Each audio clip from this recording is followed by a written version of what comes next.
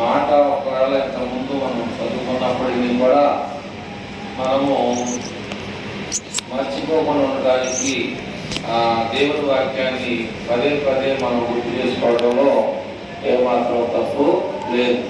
ఎందుకంటే మనకి అన్నీ తెలుసు అనుకోవచ్చు, లేదా తెలియకపోవచ్చు. కానీ దేవుడు మరి అన్నీ తెలిసినటువంటి వాడు కనుక మన కొరకు ఆయన ఎంతో మరి తన తన ఆ ప్రాణాన్ని త్యాగం చేసినటువంటి ఆ దేవునికి మనం ఎలాంటి కృతజ్ఞతను మనం సమర్పిస్తున్నాం అనేది కూడా ఆలోచన చేయాలి.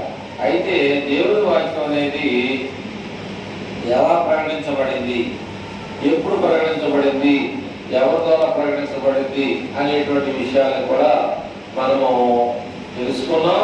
దాన్ని తెలుసుకునేటానికి ప్రయత్నం చేయాలి. అంటే దేవుడు ఏం చెప్పాడంటే ఈ యొక్క మొదటి అధ్యాయం మొదటి వచనంలో ఏమని చెప్తున్నాడమ్మా?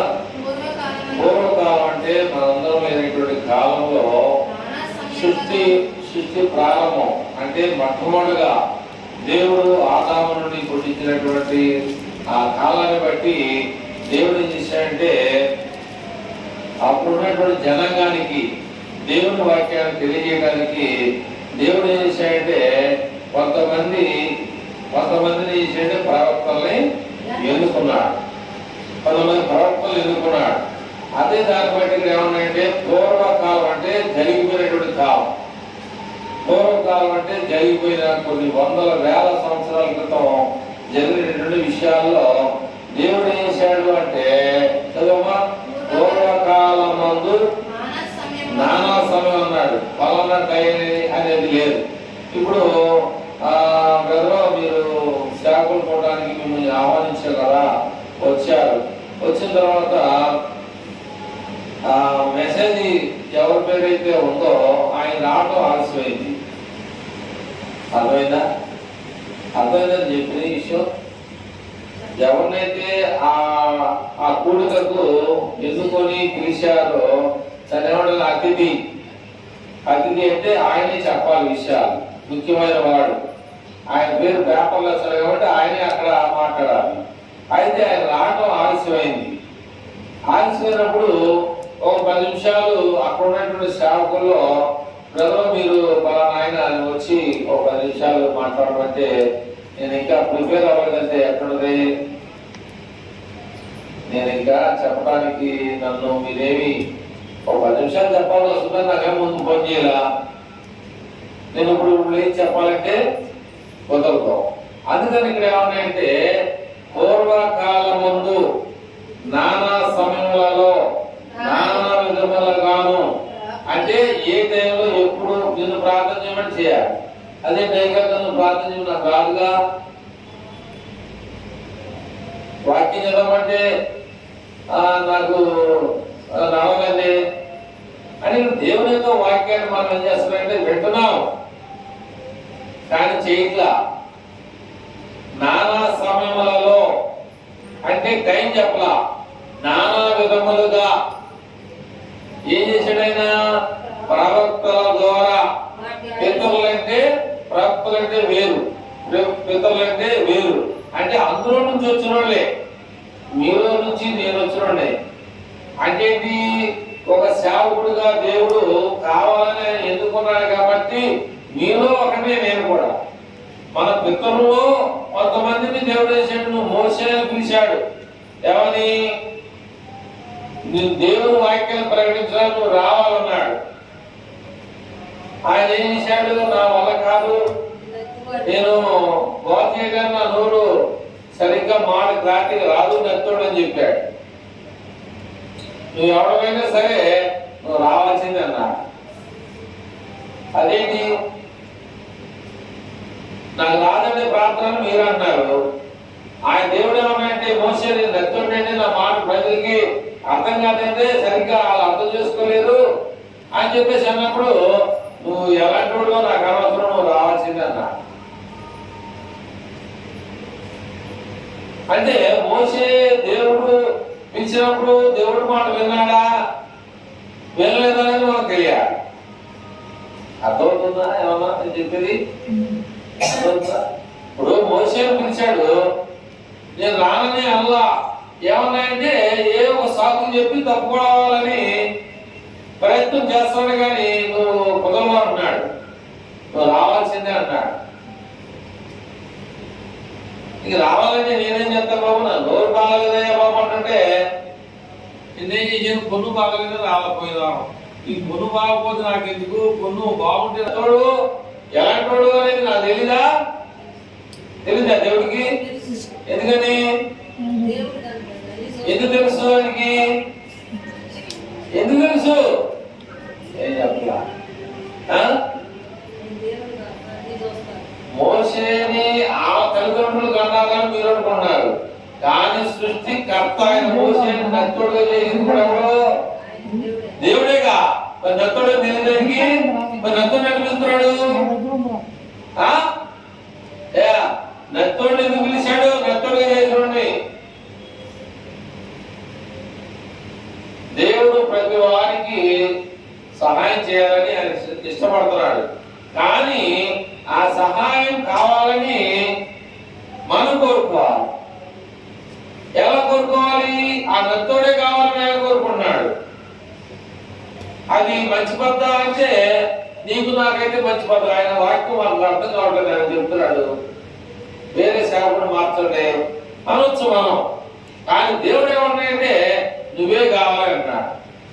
అట్లా ఇక్కడ ఏం చేయాలంటే మనం కూడా ఏం చేయాలంటే ప్రార్థనకు వచ్చి ఇక్కడ పూర్వకాలమందు నానా సమయములలోను నానా విధములుగాను ప్రవక్తల ద్వారా మన పితరులతో మాట్లాడినటువంటి దేవుడు ఈ దినములంతమందు కుమారుడి ద్వారా మనతో మాట్లాడాను. అప్పుడేమో ప్రవక్తలు ఎన్నుకున్నాడు, ఇప్పుడు ఎవరితో మాట్లాడుతున్నాడు? కుమారుడు ఎవరు? యేసుక్రీస్తు ప్రభువారు. అట్లాగే మరి ప్రవక్తలే పద్దాక వాడుకున్నాడా? వాడుకోవాలా. ఆ తర్వాత ఎవరు వాడుకున్నారు? ప్రవక్తల తర్వాత ఎవరిని వాడుకున్నాడు? అర్థమైందా? యేసు ప్రభువారిని వాడుకున్నాడు. యేసు ప్రభువారిని వాడుకోవడానికి ఆయన ఒక్కడే కనుక దేవుడు ఏం చేశాడంటే మీరు చేపలు పట్టేవాడుగా ఉన్నారు కనుక మనుషులు పట్టేవాళ్ళని తయారు చేస్తాను, మీరు రండి అని పిలిచాడు. ప్రవక్త తప్ప యేసు ప్రభు గారు మాట్లాడాడు. యేసు ప్రభుతో ఆయన ఎవరిని చేపలు పట్టుకున్న వాళ్ళని పిలిచాడు. అప్పుడు చదువుకున్న వాళ్ళు లేరా? చదువుకున్న వాళ్ళు లేరా? అప్పుడు అర్థం కాదు కదా, ఉన్నారు. ఎందుకంటే చదువుకున్నాడు పిల్లలా విద్య లేని పామరులు పిలిచాడు. చాలా మంది ఉన్నారంటే నాకు చదువు లేదండి, లేకపోతే పాట యమాలు పాడతాను, నాకు చదువు లేదంటే బాగా బైబిల్ చదువుతారంట, నాకు చదువు లేదంటే ప్రార్థన చేయలేరంట. ఏం పని అది సరైనటువంటి దానివైనా కాదు. ఎవరన్నా ఒకళ్ళు మనల్ని అంటే ఆ మాటని 10 సంవత్సరాలు గుర్తుపెట్టుకుంటాం. అంతకన్నా పని మీద మాట్లాడి, అంతకన్నా ఉపయోగం లేని మాట్లాడి, నీకు ఉపయోగపడగా ఈ మాటలు నీ జీవితంలో, నీ ఆలోచనలో, నీ కుటుంబంలో, నీ బిడ్డలకి, నీకు, నీ భర్తకి, నీ ఇరుగు వారికి ఉపయోగపడమా ఈ విషయాలు? ఎవరో అన్నారని చెప్పేసి మనం ఏం చెప్తామంటే అది కాదు నుంచి నన్ను ఎంతవరకు పీక్కుంటా ఉంటాం. అది రాదు, నువ్వు పీక్కోవాలన్నా కానీ రాదు.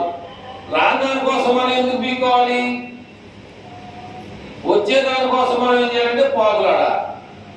రాని దానికోసం పాకులాడే దానికన్నా అది ఎలా వచ్చింది, ఎలా చేయాలి, ఏం చేస్తే బాగుంటుంది దానికోసం మనం ఎదుగులాడాలి. కానీ రాని దానికోసం ఎందుకు తిప్పలు పడాలి అనే ఆలోచన కూడా మనం చేస్తున్నామా లేదా?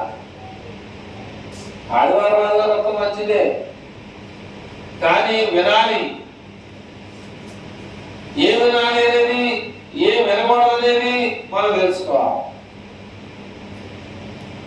మినపప్పు అని అమ్ముకుంటూ వస్తున్నాడు ఆయన. సరే, మీలో కొంతమంది అయితే కేజీ ఎంత అంటే కేజీ 100 రూపాయలు కొట్లు ఈయన ఏం చేస్తానంటే ఒక 20 రూపాయలు తక్కువగా 70 రూపాయలకు 80 చెప్పాడు. 60కి నేను 70కి ఇస్తాలే అన్నాడు. అది బాగు చేసేవారికి ఏమైందంటే పావు కిలో పోయింది. దాంట్లో ఏం కలుపుతారంటే రాళ్ళు కలుపుతారు. లేదనుకుంటే ఆ పప్పులో ఏమంటారు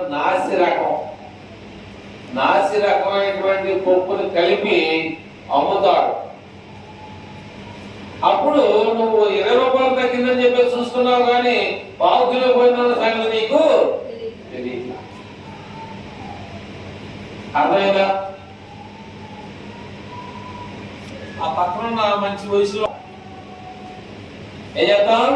మంచిని నమ్మం. లాంటి వాళ్ళు ఇక్కడ ఒక ఉంది. అర్థమైందా? లాంటి ఇక్కడ ఒక ఉంది. ఎవరంటే నమ్మకారే 14 జోడు మారిపోతాడు, సగం తీసుకుంటాడు. నమ్ము ప్రతిభావానికి సమస్తం సాధ్యపడుతుంది. కానీ నమ్మాలి. వ్యాపారం ఏం చేస్తాడు? వ్యాపారస్తుడు ఏం చేస్తాడు? లాస్ చూసుకుంటాడా? ఏం చూసుకుంటాడు? లాభాన్ని చూసుకుంటాడు. ఆడు పట్టాలను నిలబెడతానంటే ఆడు 10 రూపాయలు తీసుకుంటాడు, ఇందులో కొంత బంగారాన్ని తీసుకొని వెళ్తాడు. అది మనకు తెలియదు. ఎవడ పనుడికి ఆడికి తెలిసింది. అర్థమైందా? ఏ పని చేసేవాడికి ఆ పని ఇప్పుడు చెక్కలు ఉన్నాయి, చెక్కలు పని చేసేవాడు ఉండాలి. అది ఏమంటారు? అది తెలియడానికి ఆ పనుడికే తెలుసు. అర్థమైందా? అట్లాగే మనం ఏం చేయాలంటే దేవుని దగ్గర మన ఫలితం ఎంత ఉంది, దేవుని దగ్గర మన యొక్క విధానం ఎంతవరకు కొనసాగుతుంది అనేటువంటి విషయాన్ని కూడా మనం తెలుసుకోవాలి. ఇప్పుడు ఏమన్నా ఇప్పుడు ఎవరితో మాట్లాడుతున్నాడు? పూర్వకాలంలోనేమో మనకి పాటలు అనమాట నేర్చుకోవాలి. మీరు చాలా మంది ఇక్కడ తెలియదు, కానీ ఈ సంఘంలో ఈ శాస్త్రాలు చెప్పారు. నోట్ పుస్తకం, పెన్ను, బైబుల్, పాట పుస్తకం ఉంటుంది. రెఫరెన్స్ కోడ్ చేస్తూ ఉంటారు వాళ్ళు. రెఫరెన్స్ ఖచ్చితంగా కోడ్ చేస్తూ ఉంటారు, రాసుకుంటారు పాఠాన్ని. అలా రాసుకుంటేనే నీకు కూడా పరీక్షలు ఎలా పాస్ అవుతున్నాం. అలాగే దీంట్లో కూడా మీకు చెప్పాను, ఎవరు ముందు రాలా చెప్పానా? అప్పుడు సన్నాలు తెలియదు. ఆగస్టు 15కి మొదటి తెస్సలోనికీయులకు రాసిన పత్రిక, రెండవ తెస్సలోనికీయులకు రాసిన పత్రిక మీద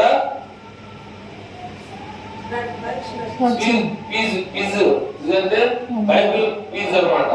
బైబిల్ 1-2 తెస్సలోనికీయుల మీద రాసినటువంటి దాని మీద 100 రూపాయలు ఫీజు కట్టి పరీక్ష రాస్తే ఫస్ట్ బహుమతి 2000, రెండవ బహుమతి 1500, మూడవ బహుమతి 1000 రూపాయలు అని మీకు చెప్పా. కానీ ఎవరు ముందు రావాలి? ఆగస్టు 15 కూడా వెళ్ళిపోయింది. అర్థమైందా? అలాగే కొండపల్లి కిల్లా దగ్గర అక్కడ ఉంది మన క్రీస్తు అక్కడ ఉంది. ఆ అబ్బాయి ఎవరంటే మడికి తెలుసు, నల్లోడు కూతురు చూస్తానికి వచ్చాడు ఆ అబ్బాయి. నీతి నిజాయితీ విషయంలో, ఆస్తి పాస్తుల విషయంలో, మన నడక పడక అన్ని విషయాల్లో కూడా ఎలా ఉండాలి? మార్పు రావాలి. మార్పు ఒకే పద్ధతిగా ఉండేవాడు. మార్పు రాకపోతే మన దేవుడు చూడటం, చూసి మన సహాయం చేయడు. మన మంచితనాన్ని చూసి దేవుడు చూస్తాడు సహాయం. మంచితనాన్ని చూడకపోతే దేవుడు సహాయం చేయడు. అట్లాంటి విషయాల్లో అన్నాన్ని మనం తీసుకుంటే చిట్టులాగా అన్న అనేటువంటి ఒక బైబిల్లో ఉంది. ఒక ఆయన 2 భార్యలు చేసుకున్నాడు. 2 భార్యలు చేసుకుంటే ఒక భార్యకి ఎక్కువ మంది పిల్లలు పుట్టారు. ఈ అన్న అనే ఆమెకు పిల్లల పట్ల ఏంటి పరిస్థితి? దేవుడు అన్యాయం చేయాలంటే నాకైతే తెలియదు, నేనైతే చెప్పలేను. ఒక ఆమె పిల్లలు ఇచ్చి ఒక ఆమెకి కూడా ఏంటి దేవుడు తప్పు కాదు అని చెప్పేసి మనం ఏంటంటే నోటి పద్ధతిగా పద్ధతిగా మనం ఏంటంటే తప్పు దేవుడు అంటాం. కానీ అది నేనైతే తప్పనడానికి నేను అనుకుంటాను. కానీ ఏం చేసిందంటే నాకు మగపిల్లడే కావాలి, నువ్వు నాకు మగపిల్లడు కానీ ఇస్తే నేను తీసుకెళ్లి ఆయన్ని నీకే ఇచ్చేస్తా, నీ పని చేయడానికి, నీ సేవ చేయడానికి, 10 మందికి ఆయన నెత్తి మీద చేతులు పెట్టి ప్రార్థన చేస్తే 10 మందికి ఆశీర్వాదాలు కలిగేటట్టుగా ఆయన్ని నీకు అప్పగించేస్తానని చెప్పేసి ఒప్పందం చేసుకుందన్నమాట. ఇప్పుడు దేవుడు మంచోడా చెడ్డోడా దానికి ఆ కోరింది ఏంటంటే మగపిల్లడు కావాలని కోరింది. మగపిల్లడు పుట్టాడా ఆడమ్మాయి పుట్టిందని మనం తెలుసుకోవాలంటే ఆమె యొక్క నిజాయితీ, ఆమె యొక్క నీతి, ఆమె యొక్క నడవడిక, ఆమెకున్నటువంటి గుణ లక్షణాలు. ఇక్కడ ఏమన్నాయంటే ఒక మాట చూద్దామా, 2వ వచనం 2:3. వారి ద్వారా మనతో మాట్లాడింది. ఆయన కుమారుని సమస్తమునకు వారసునిగా నియమించారు. ఆయన ద్వారా ప్రపంచములను నిర్మించారు. అంటే ఆయన ద్వారా యేసు ప్రభు ద్వారా ఏ నిర్మాణం చేయబడి ప్రపంచాలన్నీ కూడా నిర్మించబడి ఆయన దేవుని మహిమ యొక్క తేజస్సును, అంటే క్రీస్తు ప్రభువారు దేవుని యొక్క మహిమ యొక్క తేజస్సును, ఆయన తత్వం యొక్క మూర్తిమంతమునైన తన మహత్తు గల మాట చేత సమస్తమును నిర్వహించుచు పాపముల విషయములో శుద్ధీకరణ తానే చేసి దేవదూతల కంటే ఎంత శ్రేష్టమైన నామము పొందెనో, దేవదూతల కంటే ఎంత శ్రేష్టమైనటువంటి నామాన్ని పొందినో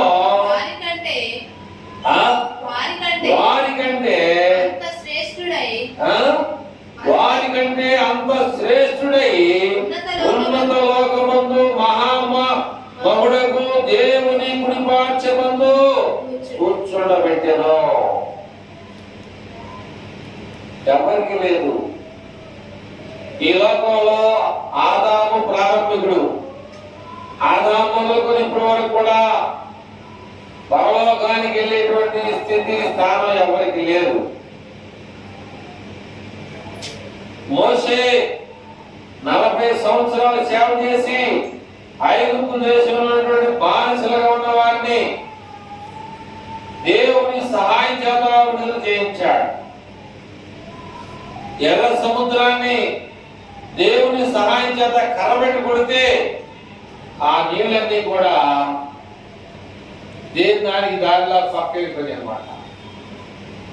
దేనికి దానికే సైడ్ అయిపోయినాయి. అట్లా ఇక్కడ దేవుని యొక్క వాక్యాన్ని బట్టి మనం ఆలోచన చేయగలిగితే ఏంటి నేను చెప్తూ ఆప్ చేశాను, నువ్వు నేను ఒక ఉన్నత అన్న యొక్క కుమారుడైనటువంటి ఆయనకి ఏమని పెట్టిందంటే ఒప్పందం చేసుకున్న తర్వాత ఒక పిల్లడే పుట్టాడు. పాలు మెడిసేంత వరకు ఆ స్వాధీనంలో ఉన్నాడు. పాలు మానిపోయిన తర్వాత దేవాలయంలో తీసుకెళ్లి అక్కడ పెద్ద ఫంక్షన్ చేసి, ఇగో ఈ కుమారుడు నాకు దేవుడు దానం ఇచ్చాడు కనుక దేవుడికి ఇచ్చేస్తానని చెప్పేసి అనేక మంది జనాంగాన్ని పిలిచి అనేకులకి పెద్ద విందు భోజనాన్ని ఏర్పాటు చేసి ఒక మేళం జరుగుతుందంటే ఏంటి ఆ మేళం? పెళ్లి మేళమా? దేనికి సంబంధించేది మనం ప్రజలు అడుగుతాం. అలాగే నా కుమారుడు నేను దేవుడిని అడిగితే ఆయన ఖచ్చితంగా నాకు మగపిల్లడు ఇచ్చాడు కనుక నేను దేవుడి దగ్గర ఏమని తీసుకున్న మాట, నాకు మగపిల్లడు ఇస్తే తిరిగి నీకే ఓపెన్ చేస్తానని చెప్పేసి అన్నాడు.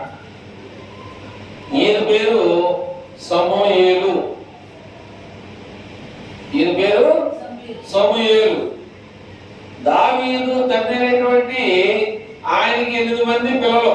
దావీదు తండ్రికి 8 మంది పిల్లలైతే దావీదు తండ్రి బిడ్డల కోసం ఎంతో ప్రార్థన చేస్తున్నాడు.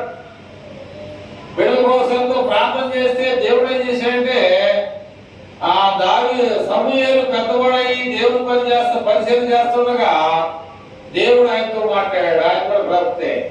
ఎవరు? అన్నాకు పుట్టినటువంటి సమూయేలు కూడా ప్రవక్తే. మొదటి సమూయేలు గ్రంథం, 2వ సమూయేలు గ్రంథం ఉండదు బైబిల్లో. చూడండి మీరు ఇంటికి వెళ్ళాక. అది అర్థమైందా?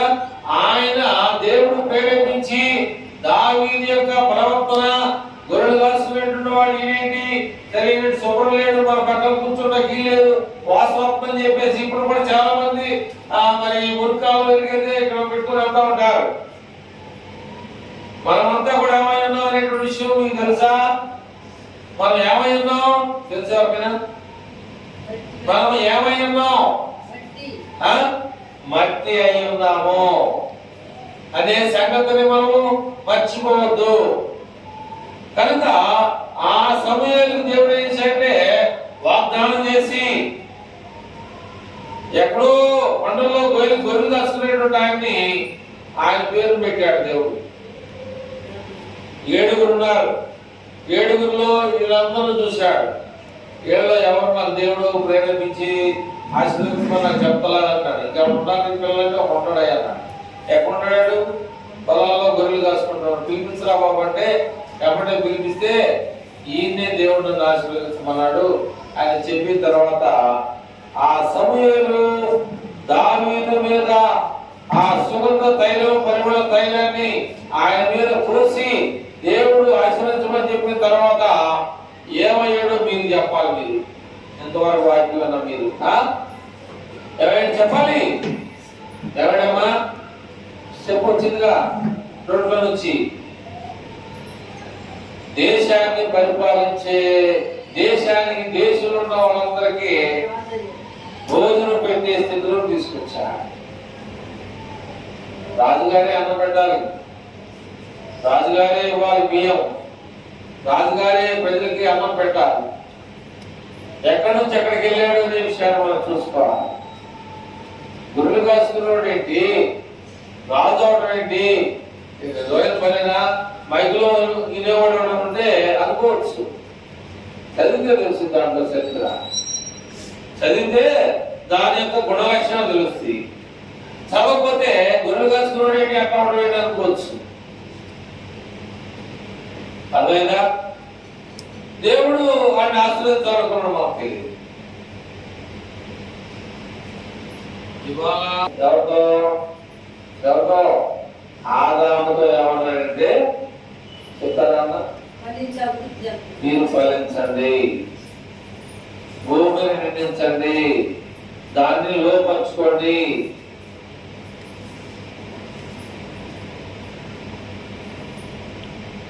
ఏదమ్మా ఎక్కడికల్లా పక్షణం వద్దాం, వస్తా పంచుకెళ్దాం, వస్తా పలానా అని చెప్పిందంటే ఏమనాలి? ఏమనాలి? పాత్రకి వెళ్దామో, పక్షికి వెళ్దామో, దూరమే కావచ్చు, వెళ్దామంటే ఏమనాలి?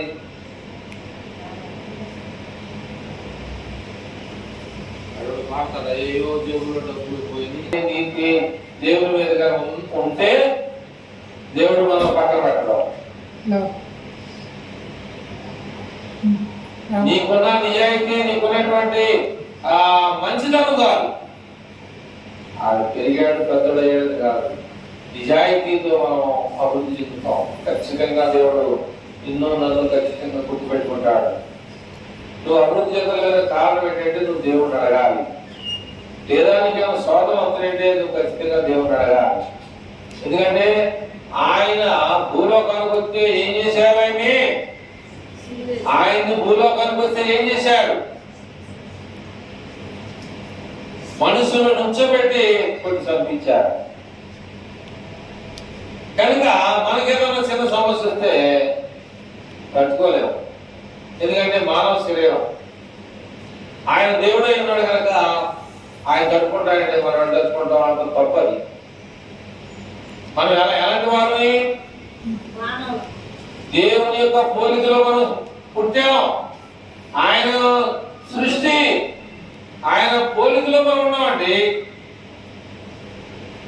చూడలేదు మీరు ఎప్పుడు? ఆదికాండం 1వ అధ్యాయం 25, 26 వచనాల్లో పోయిన వారం మ్యాచెస్ చదివించడముగా నాకేం తెలుసు అన్నారా? పొందులైపోయినా వినాలి, గర్వం వచ్చినా వినాలి. ఆది కాండం 1:5 చూడు. దేవుడు ఆయా జాతుల ప్రకారము కిందకెళ్ళు. దేవుడు మన స్వరూపమందు ఆ, మన పోలిక చెప్పున ఆ, నరులను చేయడం ఆ, వారు సముద్రపు చేపలను ఆ, ఆకాశ పక్షులను ఆ, పశువులను ఆ, సమస్త భూమిని ఉమ్, భూమి మీద ప్రాకు ప్రతి జంతువును ఆ, పేరుదురుగాకనియు ఆ, పలికెను. ఆ. దేవుడు తన స్వరూపమందు చూడండి, ఇక్కడ నరులను ఖచ్చితంగా చేశాడు. యావతం అంటే ఏంటి? యావతం అంటే ఏంటి సుధాకరం? ఏమన్నాడు మరి? మళ్ళీ ఒకసారి చదువు. సమస్త జీవులను ఏలుదురుగా కానీ అందా. యావతం అంటే ఏంటి? నేను తాకా ఉంచాడంటే నువ్వు ఎక్కడ కింద, నువ్వు ఏరే స్థితులు లేవు, వేరుపడేది నీకు లేదు. ఇది దాలేదు, మా ఇల్లు దాలేదు, ఇక్కడే ఉంటాం మేము అంటే నువ్వు ఎక్కడ తాకానే ఉన్నావు. తలగా రావాలని లేదా, లేదా రావడానికి ఇష్టం లేదా? తలగా ఉండాలని పోయపోతున్నావా? ఏలుదురుగా కంటే పరిపాలించేవాడు, పెద్దం చేసేవాడు. నువ్వు ఇంకెక్కడ ఉన్నావంటే ఏమన్నా అక్కడ దేవుడు ఇక్కడ ఒక మాట చెప్పాడు. ఏం చెప్పాడు? 11 వచ్చింది కదమ్మా. 11 వచ్చిన ఎదురు రాష్ట్ర పత్రిక 1:13. అయితే నేను నీ శత్రువులను చూడు జాగ్రత్తగా. దేవుడు ఏమన్నాడంటే, అయితే నేను నీ శత్రువులను నీ పాదములకు నీ పాదములకు పాదపీఠముగా చేయు వరకు నా కుడిపార్శ్వమున కూర్చుండుము. నా కుడి పార్శ్వమున కూర్చుండుము అని దూతలలో ఎవని గూర్చి అయినా ఎప్పుడైనా చెప్పినా. మీరందరూ కాబట్టి ఇక్కడ ఏమన్నాడంటే, ఏమన్నాడు ఇక్కడ 13వ వచనంలో, అయితే నీ శత్రువులను నేను నీ శత్రువులను. నీ పాదములకు ఎవరైనా ఉంటారా శత్రువులుగా? ఉంటే చెప్పండి. దేవుని కింద పాదాల కింద ఉండాల్సి వస్తుంది. పాటలో ఉంది, శత్రువులు మిత్రులుగా మారెదరు, శత్రువులు మిత్రులుగా మారెదరు. దేవుని యందు నిరీక్షణ ఉంచి ఆయనను స్తుతించున్నాము. కాబట్టి శత్రువులుగా చూడకూడదు. ఎలా చూడాలి? మిత్రులుగా. మనలో ఎలాంటి పగ, ద్వేషము, కలహము, కార్పాండ్యాలు ఏమి ఉండకూడదు. అందుకని యేసుప్రభు ఈ లోకానికి వచ్చి ఆయన మాదిరి, ఇగో నేను ఇలా చేస్తాను. కారణం ఏంటంటే మీరు కూడా ఇలాంటి శ్రమ పాలు అవుతారు కనుక చాలా జాగ్రత్తగా ఉండాలి. ఎవరైనా శత్రువుగా దేవుడుకున్నట్లయితే ఏమవుతామమ్మా? నువ్వు చెప్పాలి, చదివమ్మా. ఎవరైనా దేవునికి శత్రువుగా ఉన్నవాడు ఏమవుతాడంటే దేవుని పాదాల కింద ఉంటాడు, తొక్కేస్తాడు. జాగ్రత్త, అది మీ ఇష్టం. మీరు శత్రువులుగా ఉండాలనుకున్నారా, దేవుని మిత్రులుగా ఉండాలనుకున్నారా, మీ ఇష్టం మీద ఆధారపడాలి. కనుక కొన్ని మాటలు వేసి ముగించడానికి మనం సిద్ధపడతా ఉన్నాం. ఏమిటి ఈ విషయం అంటే 6, 7, 8 వచనాలు తెలిసినట్టుంది. మరియు ఆయన భూలోకమునకు ఎక్కడ నుంచి? అక్కడ నుంచి చదువు. మరియు ఆయన భూలోకమునకు ఆది సంభూతిని మరలా రప్పించినప్పుడు దేవుని దూతలందరూ మరియు ఆయన భూలోకమునకు ఆది అసంపూర్ణుని మరలా రప్పించినప్పుడు దేవుని దూతలందరూ ఆయనకు నమస్కారం చేయవాలని చెప్పుతున్నాడు. తన దూతలను వాయువులుగాను తన సేవకులను అగ్నిజ్వాలలుగా చేసుకున్నవాడు అని తన దూతలను గూర్చి చెప్పుచున్నాడు గాని తన కుమారుని గూర్చి అయితే దేవా నీ సింహాసనము నిరంతరము నిలుచున్నది, నీ రాజదండము న్యాయార్థమైనది, నీవు నీతిని ప్రేమించితివి,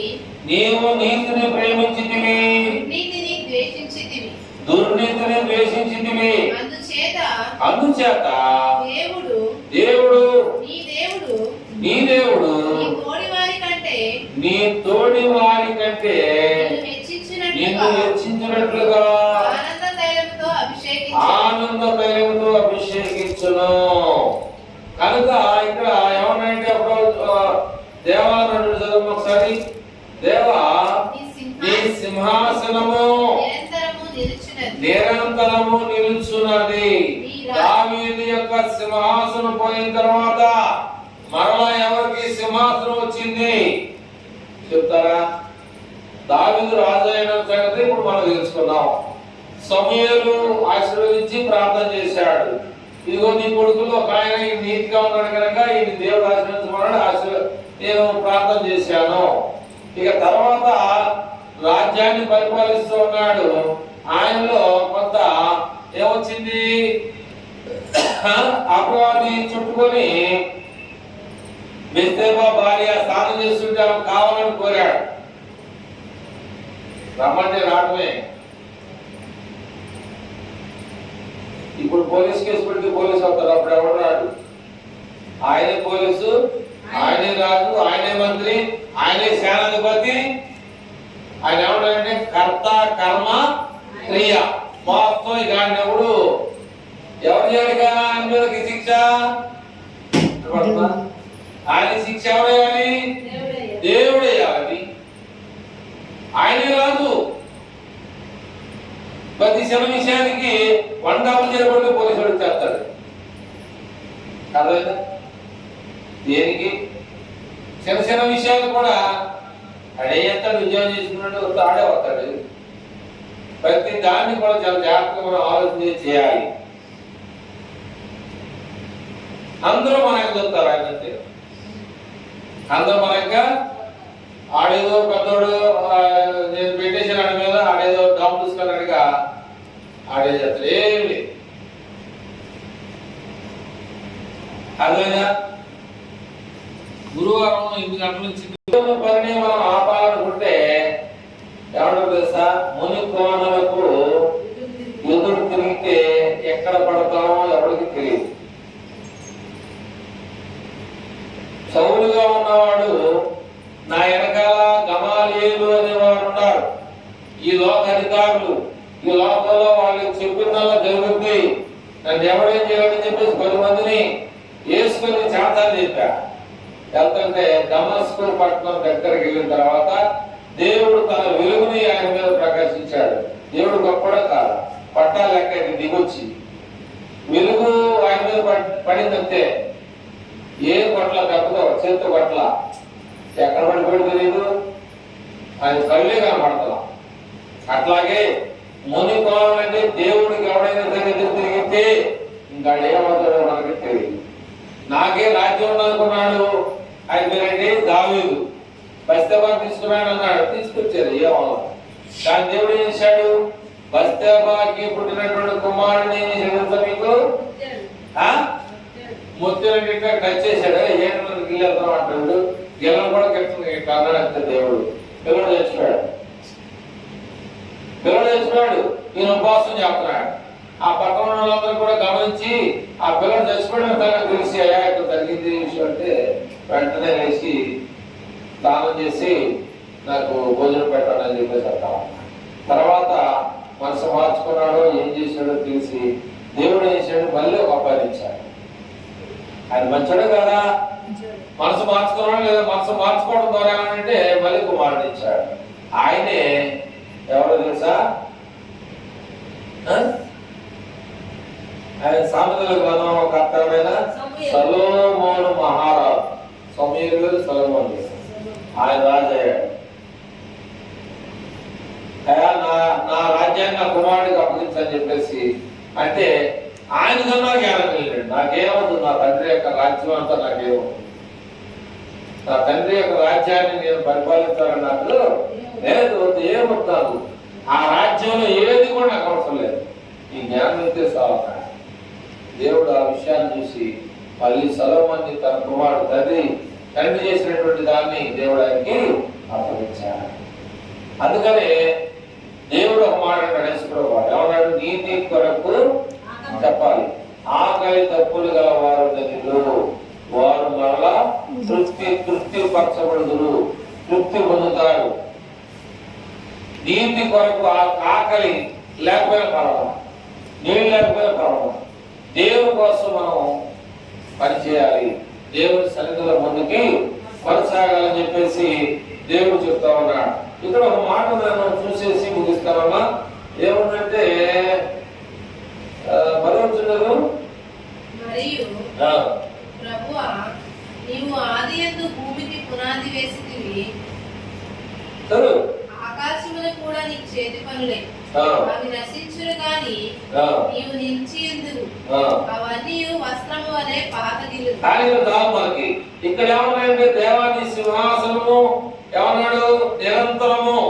అంటే వేరేవాడు తీసుకోవడానికి లేదు, ఈయనిస్తేనే వేరేవాడికి అర్థమైందా, ఈయనిస్తేనే ఆ అధికారం వస్తుంది తప్ప వేరేవాడు దేవుడి అధికారం దేవుడికి సింహాసనం ఇవ్వడానికి లేదు. ఇక్కడ ఏమంటే ఆయన సింహాసనం ఎలా ఉంటుందా, తన ఇక్కడ 11 ఆకాశములు కూడా నీ చేతి పనులే, అవి నశించును గాని మనుషులు చనిపోతారు ఈ లోకంలో. దేవుడు ఏమంటాడు, నువ్వు ఎల్లకాలం అర్థంతో లేదమ్మా, చదువుతున్నారు మీరు అర్థం కాదు కదా. ఏమన్నాడు ఇక్కడ,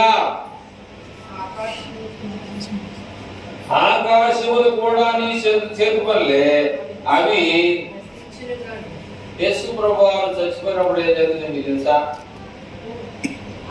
అది శ్రమ దినాలు వచ్చినప్పుడు చెప్తాం కానీ ఇప్పుడు ఎప్పుడు చెప్తాం మేము అనుకుంటారా?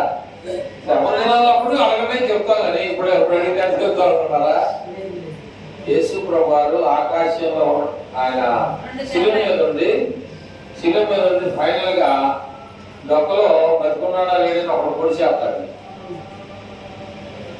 లామా లామా సబక్త అని చెప్పేసి అన్నమాట వాడు వినేమంటాయంటే, అది ఏలియన్ పిలిచినట్టున్నాడు, లేదా ప్రభుత్వంలో కొంతమంది పిలిచి ఈయన్ని తీసుకొని వెళ్ళడానికి వాళ్ళు ప్రయత్నం చేస్తున్నట్టున్నారని చెప్పేసి వాళ్ళు అవయించాడు. పెద్ద తీసుకొచ్చి డొక్కలో పొడిస్తే రక్తం అంతా పోయి నీరు చుక్క మాత్రమే బయటకు వచ్చినట్టుగా ఉంది అక్కడ.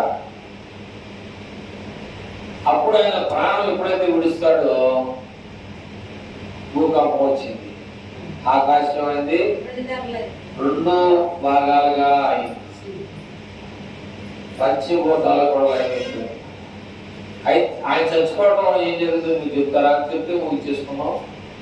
ఆయన చచ్చిపోతే ఏం జరుగుతుంది మీకు తెలుసా? ఓకేనా, జాగ్రత్తగా మా వాక్యం. ఎందుకంటే సమాధులు ఉన్నవాడు కూడా లేచాడు, సమాధుల్లో ఉన్నవాడు కూడా చదువుతాను టైం లేదు, చూపించమని చూపిస్తారు. సమాధిలో ఉన్నవాడు కూడా లేపడ్డారు. అంటే ఈ చచ్చిపోవడం ఎంతమందికి మేలు జరిగింది? కనీసం కొంతమంది కన్నా మేలు జరిగింది. సో ఏంటంటే దేవుడు మనందరి కోసం ప్రాణం తన శరీరాన్ని తన్నుబడి చేతకు వచ్చాడు. కానీ మనం ఏం చేస్తామంటే మన హృదయాన్ని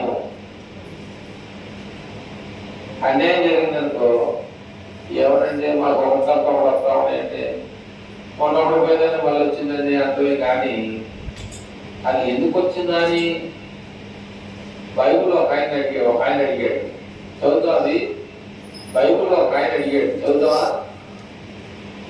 యెషయా గ్రంథం 30వ అధ్యాయంలో ఒక ఆయన అడుగుతున్నాడు, నాకు ఎందుకు వచ్చింది ఇది, నాకు నేనేం చేశానని అడుగుతున్నాడు. మీరు ఎవరైనా అడిగారు ఎప్పుడన్నా? మరి ఎంతగా మన సమస్య పరిష్కారం అవుతుంది అంటే అసలు అడగాలి మనం. అంటే 30 మొదలు చదువుమా. ఆ దినములలో ఈయన కూడా రాజే, మరి నేను చేసే పరిపాలన నాకు బాగుంటుందని అనుకోవచ్చు ఆయన. కానీ ఎందుకు చూసేది ఎవరు? దేవుడు. దేవుడు ఏం చేశాడు? ఆ దినములలో హిజ్కియా అనేటువంటి ఆయనకి మరణకరమైనటువంటి రోగము కలుగగా ప్రవక్తయు ఆమోజు కుమారుడైనటువంటి యెషయా ఆయన దగ్గరకు వచ్చి, నీవు చనిపోతానికి సిద్ధంగా ఉన్నావు, నువ్వు బ్రతుకోవు కనుక నీవు నీ ఇల్లు చక్కబెట్టుకొనమని యెహోవా సెలవిస్తున్నాడని చెప్పగా యెహోవా చెప్తా ఉన్నాడని నేను చెప్తున్నా నీకు. అతడు తన ముఖమును గోడ తట్టు చూడండి, త్రిప్పుకొని అక్కడ తిరిగి ఏమాత్రం కూడా యెషయా నాయన కూడా ప్రవక్తే ఉదాహరణ చెప్పా. పూర్వకాలమందు నానా సమయంలోనూ నానా విధములుగాను మన ప్రవక్తల ద్వారా మన పితరులతో మాట్లాడినటువంటి దేవుడు ఈ దినములంత మందు తన కుమారుడు ద్వారా మనతో మాట్లాడుతున్నాడు. యెషయాతో చెప్తా ఉన్నాడు. ఏమని దేవుడు నాకు చెప్పాడు, ఏమని హిజ్కియా నువ్వు చనిపోతావని దేవుడు చెప్పన్నాడు. ఎందుకు చనిపోతావో నాకు తెలియదు, ఏం చేసావో నాకు తెలియదు.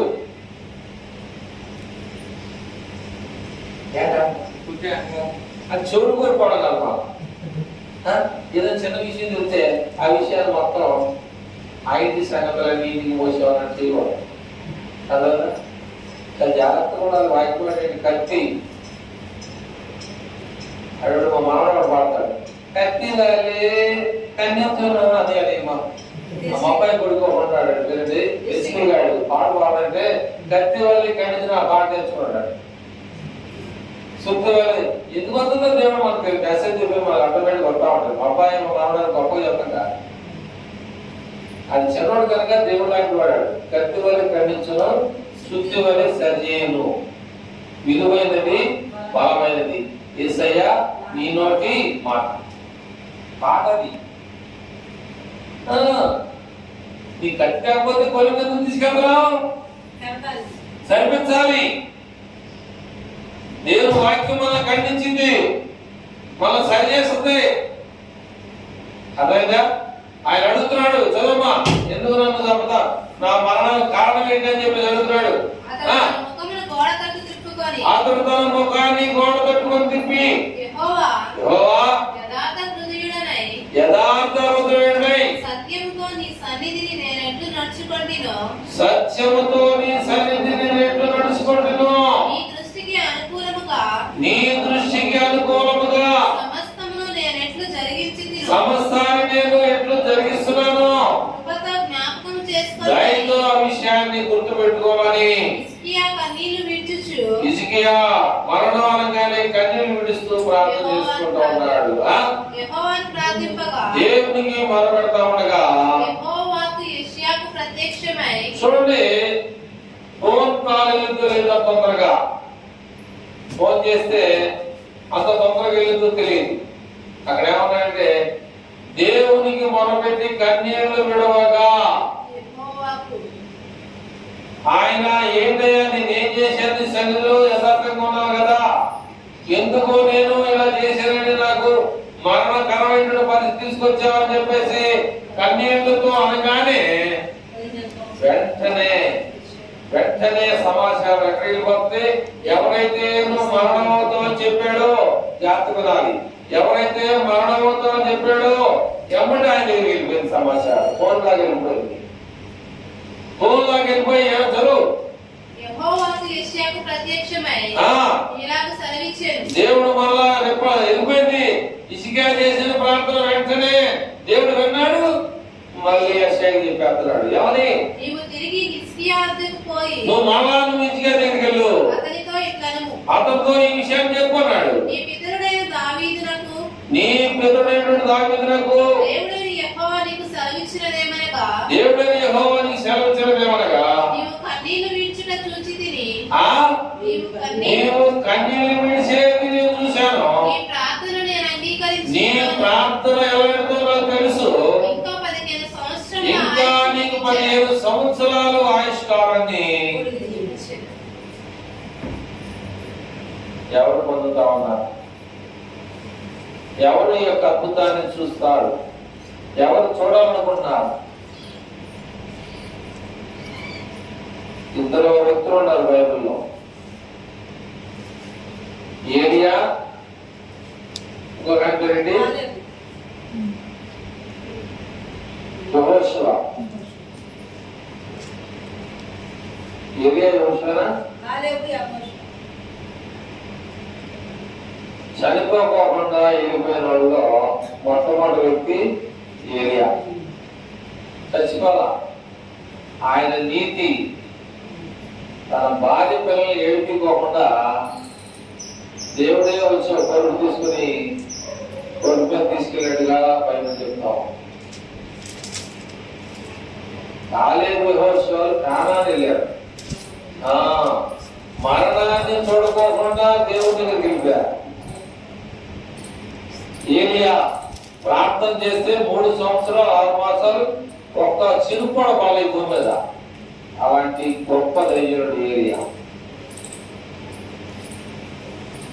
మరణం లేదు, పిల్లలు ఏడ్పిలా, భార్య పిల్లల్ని బంధువులు స్నేహితులు చుట్టుపక్కల ఎవరు కూడా ఆయన నీతి ఆయన నిజాయితీ దేవుడు ఆయన్ని కాపాడి దేవుని సన్నిధానం తీసుకుని వెళ్ళాడు. మరణం చూడడం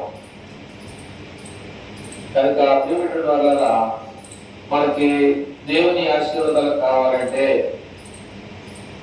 దేవుని యొక్క నీతి నిజాయితీ మనం కలిగి ఉండాలంటే, లేదా దేవుడు దీవులు మనకి పిల్లలకి ఏమన్నా వివాహం జరగట్లేదా, కుటుంబంలో ఆర్థికంగా డబ్బు లేక బాధపడతా ఉన్నావా, లేదా పనులు లేక జీవిస్తా ఉన్నావా, లేదా ఏ విషయంలో మనం రోదన కలిగి ఉన్నామో ఆ విషయాన్ని హిజ్కియా చెప్పినట్టుగా మనం కూడా ఎవరు చెప్పాలి? దేవుడు చెప్పాలి. ఆయన రాజ్యం నిరంతరం ఉన్నది, ఆయన ఎప్పుడు సరిపడక. ఈ లోకంలో మనుషుల్ని మరి చూస్తే ఒక ఆయన ఉన్నాడు, మెతూషెల అనేటువంటి ఆయన, బాగా ఎక్కువ సంవత్సరాలు బతికినటువంటి వ్యక్తి. 969 సంవత్సరాలు బతికాడు. 969 సంవత్సరాలు రికార్డు ఉందన్నమాట బైబిల్లో. మనకు గ్యారంటీ లేదు, మనకి గ్యారంటీ. మరి ఎలాగా? దేవుడు అంతే చేశాడు. మనల్ని ఎలా చేశాడు? మట్టి ద్వారా నిర్మించాడు. ఏమని చెప్పాడు? మరలా తిరిగి ఆదా కదే చెప్పాడు. ఎవరు చేయమన్నాడు ఈ పని? ఎందుకు చేశావు? ఇవ్వ నువ్వు నాకు ఇచ్చినటువంటి ఇప్పుడు ఎవరు కూడా ఆడి మీద పెట్టుకోడు. ఒక ఆయన పేరేంటి, ఆయన మర్చిపోలేను. ఆయన ఎవరంటే ఎవరైనా చాపడుకో, ఎవరైనా యోనా మాత్రం అబద్ధం లేకుండా చెప్పాడు. నా ద్వారానే ఈ శ్రమకి వచ్చింది కనుక నన్ను ఎత్తి సముద్రంలో పడేదాన్ని. ఎక్కడ ఉన్నావు ఆదామని అడిగితే చెట్టు చాటు ఉన్నాను. ఎవరు చెప్పాడు ఈ చెట్టు చాటు అంటే? ఇదిగో నువ్వు ఇచ్చినటువంటి ఆదాం అవ్వ కొన్ని కాయలు తింటే నాకు కూడా ఇచ్చింది, నేను కూడా తిన్నాను అన్నాడు. కానీ అయ్యా తప్పు చేసి అన్నాడా? నువ్వు ఆమె ఇంకోనట్టుగా బాగుండేది అన్నట్టుగా మాట్లాడుతున్నాడు. అలాగే అదే ఇది అన్నాడు, ఇది అచ్చం వాళ్ళ తాపోలికో లేదంటే వాళ్ళ నాన్న బుద్ధులు వచ్చినాయో వాళ్ళ నాన్న బుద్ధులు వచ్చినాయో అంత ఏడాకి పోదని అలా కంటిన్యూగా వస్తూనే ఉంటాం. కానీ ఏమంటాడు? దేవుడు పోగొట్టుకోవాలి. ఆ విధానాన్ని పోగొట్టుకొని దేవుని యొక్క రాజ్యంలో నువ్వు వెళ్ళాలంటే, దేవుని యొక్క రాజ్యంలో నువ్వు వెళ్ళాలంటే ఏం చేయాలో ఒక మాట చదవమ్మా. దేవుని రాజ్యంలోనికి మనం అందరం వెళ్ళాలంటే మత్తయి సువార్త 6:33 అక్కడ ఆయన ఖచ్చితంగా చెప్తున్నాడు. అది మీరు పాటిస్తారో పాటిస్తారో నాకు కావాలి, అది మీ ఇష్టం. దేవుడు చెప్తున్నాడు, ప్రకటించు, వింటారో ఎంతో నాకు నీకు అనవసరం. కానీ నువ్వు డ్యూటీ ఏంటి? చెప్పేవా లేదా? చెప్పాల్సిన బాగా నచ్చుడుగా? నోరు మానమైందా? దీని నోరు బాగుందా? ఇది బాగా తెల్లగా పడుకున్నాడు, ఇది చేపలు పెడదామా అని నువ్వు అనుకోవచ్చు. కానీ దేవుడు ఏమన్నాడు? నత్తను పెడతాడు చేపలుగా. నత్తను పెట్టాడు. మరి ఎట్లా? నీకెందుకు వీళ్ళు నేను చూసుకుంటా అన్నాడు. కాబట్టి మీరు ఆయన రాజ్యమును నీతిని ఏం చేయాలి? ఆయన రాజ్యం అనగా ఆయన సంఘం. ఆయన సంఘం అనగా ఆయన సంఘం నుండి పరలోకం తీసుకెళ్తాడు. అర్థమైందా? ఆయన సంఘంలో ఉంటేనే ఏమన్నాడు? కాబట్టి మీరు ఆయన రాజ్యమును ఆయన నీతిని చేయవలసింది ఏంటంటే మొట్టమొదటిగా ఎదగాలి. తర్వాత ఏమన్నాడు? అప్పుడు అవన్నీ మీకు అనుగ్రహింపబడును. అప్పుడు నీకేం కావాలో అన్ని నీకు దొరుకుతాయి. కళ్ళు మూసుకొని ప్రార్థన చేస్తాం.